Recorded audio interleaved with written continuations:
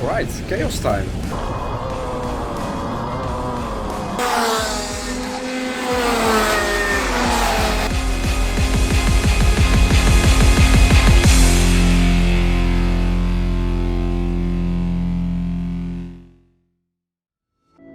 Hey guys, what's up? Fresh Actions here and welcome back to this brand new video. And today we're finally back at, well, kind of my home track, not really, but kinda, Berghem, and it's time for one good old day of testing again. Yeah, we have the next Dutch Championship here in 2 weeks, so yeah, kind of important to test today because we also have a different layout to the one we had at the beginning of the year. This one is actually the longest layout, it's called Grand Prix. Anyways, time to unload everything and then let's go.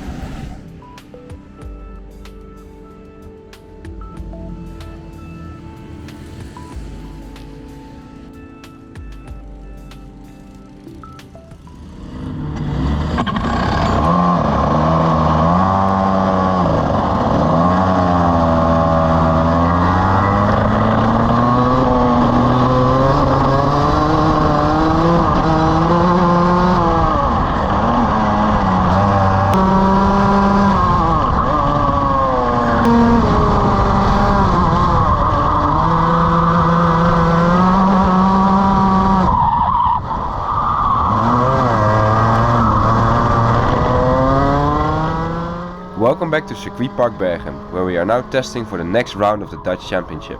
After our adventure in Denmark, it was time to focus on our endeavors back at home.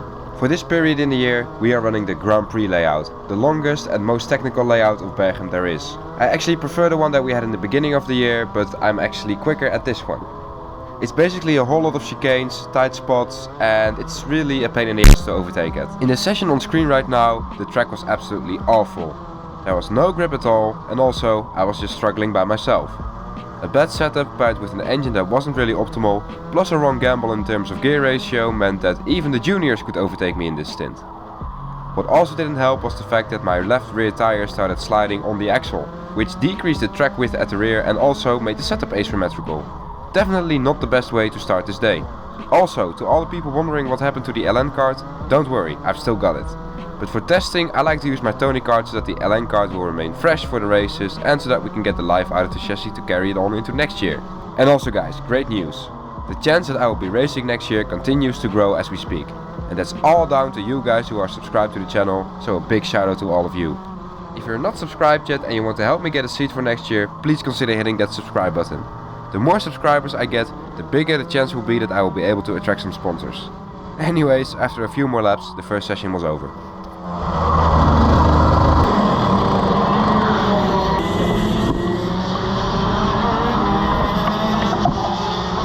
Alright, that first session was a little bit shit, but yeah, you saw that there were some obvious problems.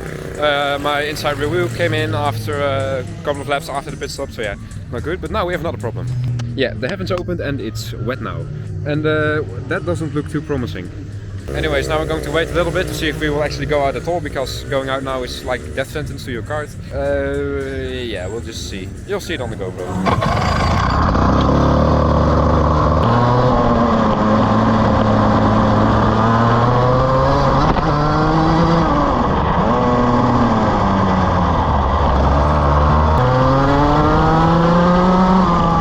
So yeah, rain.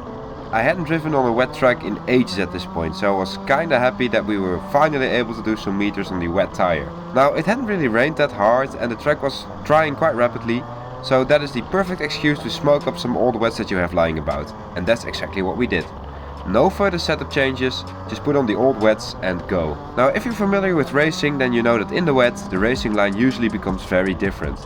This is the same in karting, where we often take a wide entry and make a very late apex. This is to avoid the dry line, on which there is a lot of rubber.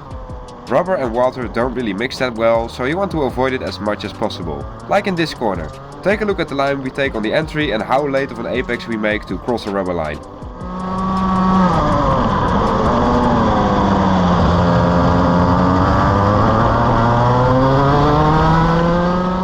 This is a perfect example of a wet karting line. Also, you see that my braking in the wet is very aggressive. I like to make the backhand step out a lot during braking, and this is only to warm up the tires, since tire temps is everything in the wet. My wet driving style focuses a lot on the entry. I like to take a lot of entry speed and make the kart pick up a lot, and also make the fronts understeer.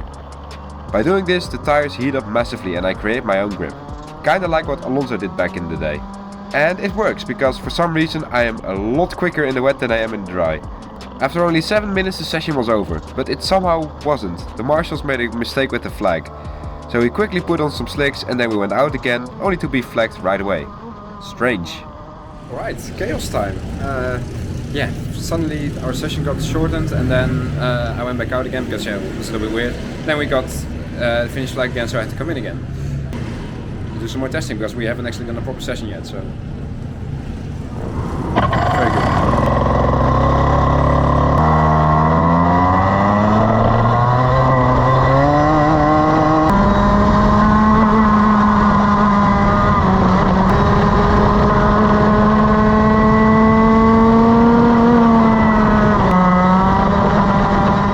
Alright, so the next 2 sessions can pretty much be summed up with 2 words: GP2 engine. Yeah, not only were we struggling with the handling now, but also with the engine. As you can see here, we get overtaken by the number 338. Just take a look at how much he pulls away at every corner, and that's not just because of the engine, but also because the Kart, it just handled like a nightmare. There you can see we totally missed the apex, and then if you miss the apex, mess up the corner and also have a bad engine, it's just bye-bye. There you can see that he makes little mistakes so we can re-overtake him. But yeah, that overtake isn't really representative of how the speed was this day. If we skip to a little bit later, we get overtaken by one of the top guys in my class. You can see we get on the power at exactly the same moment, but he still pulls away ever so slightly. It isn't that much in this corner. But here, as you can see, flat out through the chicane, here you can just see how much earlier he can get on the power, and then if you have a bad engine, that's how much he pulls away. Just look at that, man. I think he pulled like 6 meters out of that corner, and then here he pulls even more on top speed. Yeah, we were definitely having some problems. Here we have that same junior again, and as you can see, we get on the power at the same moment as him, but we absolutely slide to the outside of the corner, and he just pulls away even though he's a junior. And the next session wasn't much better. Here you can see that we went out on cold tires. And when we were on cold tires, I could follow, as you can see. Yeah, the gaps don't really increase that much. I actually gained on the 366 there, so yeah, but then he pulls away once we get on the power, or once his power kicks in. So yeah, it was definitely noticeable that we were down on power a little bit. And here we get overtaken on the straight again. Yeah, a bit of a disaster. Well, it doesn't actually matter that much because this is my own engine and we don't use it for the races. But yeah, it's definitely annoying because for the races we have a bloody quick engine anyways, because of course we rent our race engines and this is just my own one. There you can see that we get or you could hear that we get a little bit of a shunt from behind. You could hear the rev suddenly increase. When you hear that, then you know that the person you're watching the onboard from got a little bit of a push. But yeah, just look at how much the other seniors are pulling away, man. We were slow as fuck in this session. Here we get overtaken by the 319. Again, we get on the power at exactly the same moment and well, bye-bye. Yeah, it was really, really bad. Now I know what Alonso felt like in 2015. Here again we get on the power at exactly the same moment, but bye-bye. Bye-bye. Yeah, this is definitely a super, super frustrating session. I think we are going to have a look at one more example. Yeah, behind the 338 again. Here you can see that we actually gain on him into the chicane and into this hairpin. We actually gain on him a lot. We got on the power earlier than him, but still, bye-bye. And it definitely wasn't gear ratio. I checked, we were running like exactly the same, or maybe one gear higher or lower than the others. So yeah, frustrating. Well guys, we're struggling a little bit. A lot. Yeah, you saw it's basically just everything is not right today. I am making mistakes, the car's not handling properly, and I've also got massive engine problems. As you can see, when I was in the slipstream of the dude behind, when I was in the slipstream of that dude, he literally just pulled away, and I could wave to him because yeah, he was just pulling away. He's just crazy, man. Like we go from top of the world to rock bottom in like one day. Like in Denmark, we were so quick, and now it's just. And also, the car was just on rails in Denmark, and here it's sliding, nervous, everything. It just sucks, man. It's weird. I don't know why. Anyways, we're going on new tires now, so let's see if that will fix them. Yeah, well, of course, it's not the main reason to fix the issues, but maybe the tires are bad, you know, because we've had that quite a lot this year. So, yeah, we'll just try some things and then we'll see. We'll see. Kijk. We filmen elkaar. Let's go.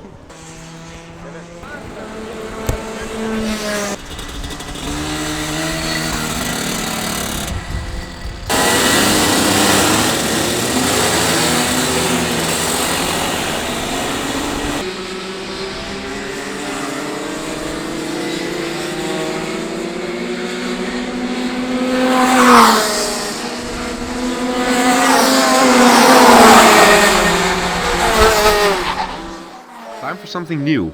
A different POV shot by a good friend and actually a Discord mod, Xnimus. He joined us for today and shot some nice pictures and videos, which came in handy since I had some troubles with the helmet cam. Here you can see that we actually have a little bit of an off. The 354 did such a late move that I was kinda surprised and went off track. Nothing serious, and I was able to continue after pushing the cone out of the way. Anyways, I was talking about my Discord server, and you should totally join it by the way. We now have over 1200 members and we're the most active and close karting community on Discord. Here you can ask technical questions, help others or just chill about. Link is in the description. For this session we decided to change the setup a little bit. We increased the front grip by increasing the caster from the standard of 3 degrees to 4 degrees. This makes the angle of which the front tire is positioned on the chassis larger, which puts more of the weight on the kart onto the front wheels, which increases grip. This massively improved the handling. Quick life hack for you guys. If for some reason the kart is just not handling properly, increase the front grip. 99% of the times this will fix the issue. The reason is that karts go through the corners on 3 wheels. This is because they have a solid rear axle. In this slow motion shot here you can clearly see what I'm talking about. This is what a kart should look like going through the corners. A little while later we found a 338 on track and I decided to follow him for a little bit. Let's enjoy one lap of pure sounds.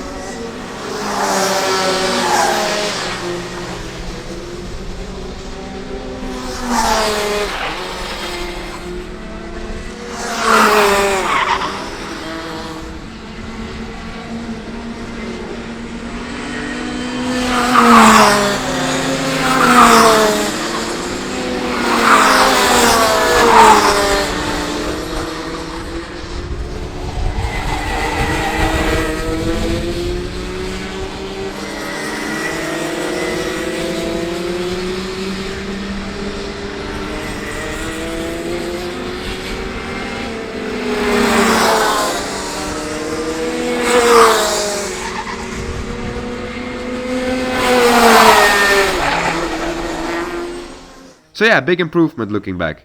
But at the time, I still wasn't sure about it. Alright guys, we're back after that off. Yeah, we're still struggling. The car feels, it just doesn't feel planted, it's just sliding, the back end especially. And the engine, I don't know why, it's not running properly. And in Denmark it was so quick. Anyways, we'll do one more session and then time to go home again.